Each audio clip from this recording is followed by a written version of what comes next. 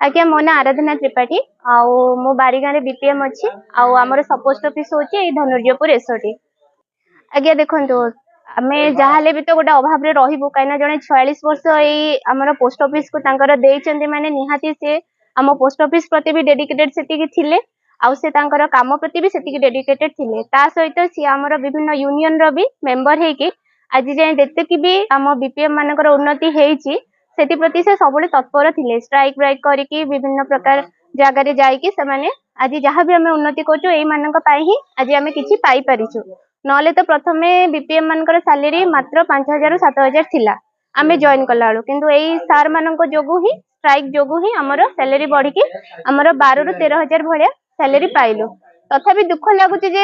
आम post office रे बेसी काम होची विभिन्न प्रकार ग्रामीण डाक सेवक मान जो ही भारत रे ए डाकघरटा चली पारुची किंतु आम मानकर भविष्य किसी ना आम जी वर्ष चाकरी कलु आम से पाइलु जो दिन रिटायर्ड हो गलु से दिन आमर किसी भविष्य ना ग्रेच्युटी मिलूची ना पेंशन मिलूची ना किसी आमर हेल्थ इंश्योरेंस रोचे ना आमर किसी रिटायरमेंट बेनिफिट किसी रोचे। तेणु जदि सरकार से विषय ध्यान दियंते आम को भी आमर सिविल सर्वेंट भाया परमानेंट न कले भी जदि से माने ब्लॉक ग्रांट जमी शिक्षक मान रखी से भाई आमर भी किसी जदि व्यवस्था करते ताले आम रिटायरमेंट पर भी बहुत उपकृत हूँ रिटायरमेंट कले किसी भविष्य नहीं पुणी किसी ना किसी काम करके निजर पेट पोषिया पड़ो निज परिवार पोषिया पड़ो। तेणु जदि से प्रति सरकार ध्यान दियंते ताले 50-60 वर्षर अवतीर्ण बयस किसी भविष्य सुरक्षित कर श्री नारायण चंद्र साहब पोस्टमास्टर रिटायर्ड पोस्टमास्टर पढ़े आज्ञा एटा केंद्र सरकार गोटे 1 नंबर संस्था आज्ञा या माने लोक ये पैसा पत्र करेंगे चिठी पत्र दबा नवा सब प्रकार कम बर्तन आईपीबी बैंक भाया सेवा दि गला लोके उपकृत होती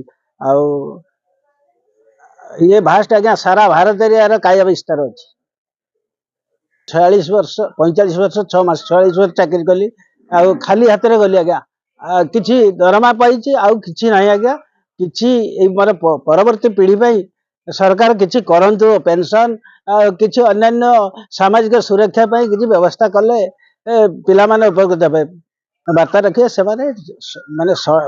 सचोट उपाय काम करके लोक जमी खुशी हे आम उपरे से अनुपाय काम कले ये डिपार्टमेंट लोके बैंक को न जाई पोस्ट ऑफिस प्रति आकर्षित।